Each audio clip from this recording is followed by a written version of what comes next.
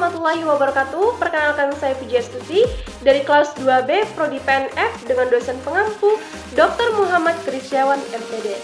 Nah baiklah, dalam channel kali ini saya akan menjelaskan tentang materi konsep manajemen pendidikan tinggi. Nah sekarang memasuki konsep dasar pendidikan tinggi dan perguruan tinggi yang dikemukakan oleh menurut para ahli, yaitu menurut Indrajit dan Djoko Pranoto pada tahun 2006, bahwa istilah pendidikan tinggi dan perguruan tinggi sering saling dipertukarkan dengan anggapan mempunyai arti sama, sedangkan sebenarnya mempunyai arti yang berkelainan. Artinya pendidikan tinggi adalah pendidikan pada jalur pendidikan sekolah pada jenjang yang lebih tinggi daripada pendidikan menengah di jalur pendidikan sekolah. Atau dengan kata lain, menurut penulis, pendidikan tinggi merupakan jenjang pendidikan setelah pendidikan menengah yang mencakup program diploma, sarjana, magister, program dokter, program profesi, dan program spesialis yang diselenggarakan oleh tingkat tinggi berdasarkan kebudayaan bangsa Indonesia. Terdapat yang pertama konsep pendidikan tinggi. Menurut Peraturan Pemerintahan RI Nomor 60 Tahun 1999 tentang pendidikan tinggi, bahwa tujuan pendidikan tinggi adalah yang pertama menyiapkan peserta didik menjadi anggota masyarakat yang memiliki kemampuan akademik atau profesional yang dapat menerapkan, mengembangkan, atau memperkarya hasanah ilmu pengetahuan, teknologi, dan kesenian. Yang kedua, mengembangkan dan menyebarluaskan ilmu pengetahuan, teknologi, atau kesenian, serta mengupayakan penggunaannya untuk meningkatkan taraf kehidupan masyarakat dan memperkarya kebudayaan nasional. Nah, terdapat yang kedua konsep perguruan tinggi. Perguruan tinggi dapat berbentuk akademik, politeknik, sekolah tinggi, institut, dan universitas. Pengertian dari masing-masing satuan pendidikan tersebut yaitu sebagai berikut. Yang pertama, akademik, artinya menyelenggarakan program pendidikan profesional pada satu cabang atau sebagian cabang ilmu pengetahuan, teknologi, atau kesenian tertentu.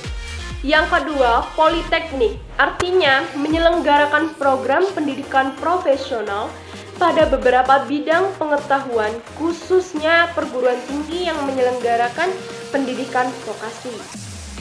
Yang ketiga, sekolah tinggi, artinya menyelenggarakan program pendidikan akademik atau profesional dalam lingkup satu disiplin ilmu tertentu. Yang keempat, institut, artinya menyelenggarakan program pendidikan akademik atau profesional dalam sekelompok disiplin ilmu pengetahuan, teknologi, atau kesenian. Yang kelima, universitas, artinya menyelenggarakan program pendidikan akademik atau profesional dalam beberapa disiplin ilmu pengetahuan, teknologi, atau kesenian tertentu. Nah, selanjutnya penyelenggaraan pendidikan tinggi. Dalam Peraturan Pemerintahan Nomor 60 Tahun 1999 tentang pendidikan tinggi yang mengatur bahwa penyelenggaraan perguruan tinggi yang dilakukan oleh masyarakat haruslah berbentuk yayasan atau badan yang bersifat sosial. Ketentuan tampaknya dimaksud untuk memberikan status badan hukum pada penyelenggaraan pendidikan tinggi. Jadi, ada semacam jenjang dalam penyelenggaraan perguruan tinggi swasta, yaitu jenjang pertama, universitas, dan jenjang yang kedua, yayasan. Dalam perkembangan lebih lanjut, ada tujuan untuk mengubah perguruan tinggi milik swasta menjadi semacam badan hukum tersendiri. Motivasi didorong oleh penilaian bahwa adanya dua jenjang penyelenggaraan perguruan tinggi swasta yang menimbulkan birokrasi yang tinggi, sehingga menghambat kelincahan gerak perguruan tinggi swasta dengan menjadi badan hukum tersendiri. Maka perguruan tinggi swasta dapat bertindak lebih mandiri serta tidak memerlukan badan hukum lain sebagai penopangnya. Nah, sekarang memasuki manajemen perguruan tinggi yang dikemukakan menurut Indrajit dan Djoko Pranoto pada tahun 2006 ada beberapa aplikasi fungsi manajemen umum dalam manajemen perguruan tinggi, yaitu yang pertama, perencanaan.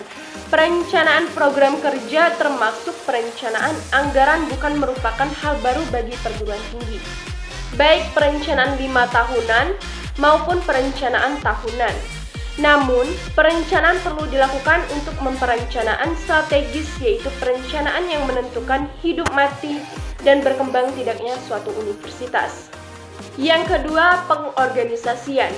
Fungsi pengorganisasian termasuk fungsi pengisian staf yang sesuai untuk setiap tugas atau kedudukan. Fungsi pengisian staf atau karyawan perlu membedakan beberapa jenis karyawan yang bekerja di suatu universitas, yang masing-masing mempunyai tugas khas dan karakteristik sendiri-sendiri, yaitu ada 4 jenis kelompok karyawan yang mempunyai tugas yang membeda-bedakan, yaitu yang pertama, karyawan akademik merupakan para dosen dan peneliti yang bertugas mengajar dan melakukan penelitian ilmiah. Yang kedua, karyawan administrasi merupakan karyawan yang bekerja di rektorat, keuangan, pendaftaran, personalia, dan sebagainya. Yang ketiga, karyawan penunjang akademik merupakan yang bekerja sebagai ahli atau karyawan di perpustakaan, laboratorium, bengkel latihan, dan sejenisnya. Yang keempat, karyawan penunjang lainnya merupakan karyawan lain seperti sopir, tukang kebun, petugas pembersihan gedung, petugas pemeliharaan, dan sejenisnya. Dan yang ketiga, penggerakan aktuating. Tugas penggerakan atau aktuating adalah tugas menggerakkan seluruh manusia yang bekerja dalam satu perguruan tinggi, agar masing-masing bekerja sesuai yang telah ditugaskan dengan semangat dan kemampuan maksimal. Ini merupakan tantangan yang sangat besar bagi fungsi manajemen karena menyangkut manusia yang mempunyai keyakinan, harapan, sifat tingkah laku, emosi, kepuasan, pengembangan, dan akal budi, serta menyangkut hubungan antar pribadi. Oleh karena itu, banyak yang mengatakan bahwa fungsi penggerakan adalah fungsi yang paling serta sulit dalam keseluruhan fungsi manajemen. Fungsi penggerakan berada pada semua tingkat, lokasi, dan bagian perguruan tinggi. Yang keempat, pengawasan. Pengawasan adalah fungsi terakhir manajemen, namun bukan berarti yang paling kurang penting. Pengawasan adalah pengamatan dan pengukuran apakah pelaksanaan dan hasil kerja sudah sesuai dengan perencanaan atau tidak. Kalau tidak, apa kendalanya dan bagaimana menghilangkan kendala agar hasil kerja dapat sesuai apa yang telah direncanakan.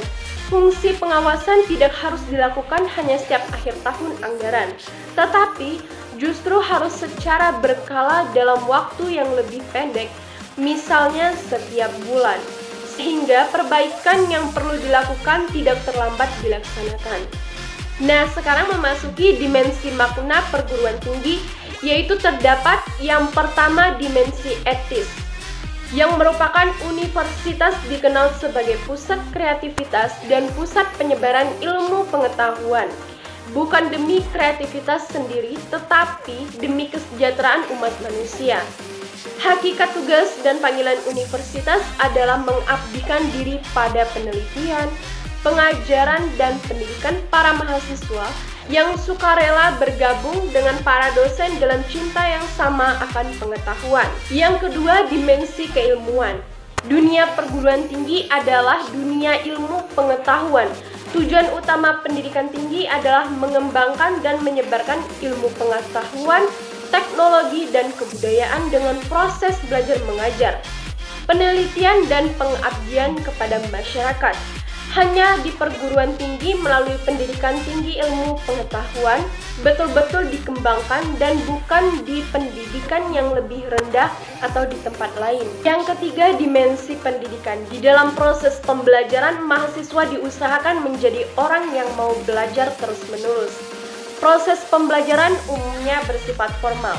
Sebaiknya pendidikan adalah proses penyiapan manusia muda menjadi manusia dewasa, yaitu manusia yang mandiri dan bertanggung jawab. Dalam proses pendidikan termasuk pendidikan tinggi tidak ada pengaturan, kurikulum, atau tidak ada struktur atau sistem yang ada pada penjenjangan pengaturan, perencanaan struktur, dan sistem mengenai pembelajaran.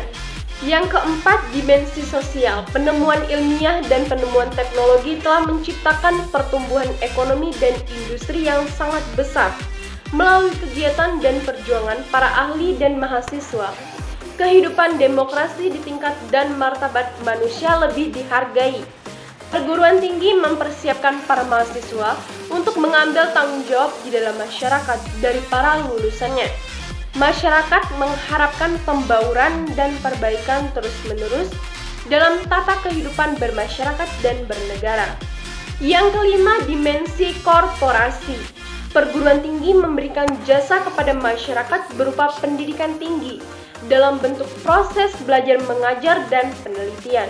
Yang diajarkan dan diteliti adalah ilmu pengetahuan. Perguruan tinggi memiliki pelanggan yaitu para mahasiswa dan masyarakat pengunggulan lulusannya. Perguruan tinggi menghadapi persaingan yaitu antara perguruan tinggi lain baik dari dalam maupun luar negeri. Nah, sekarang memasuki perguruan tinggi dan tantangan globalisasi.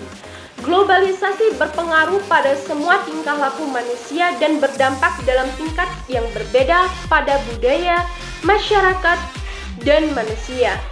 Di sini terdapat ada 4 aspek globalisasi, yaitu perdagangan, pergerakan modal, pergerakan orang, serta penyebaran ilmu pengetahuan dan teknologi.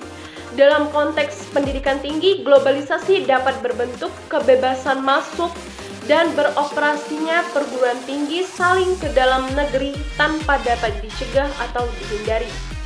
Perguruan tinggi asing ke dalam negeri tanpa dapat dicegah atau dihindari. Secara formal, globalisasi memang belum menyentuh pendidikan tinggi dan perguruan tinggi. Tetapi tampaknya tidak akan lama, kekuatan dan gejalanya tidak dapat dibendung lagi.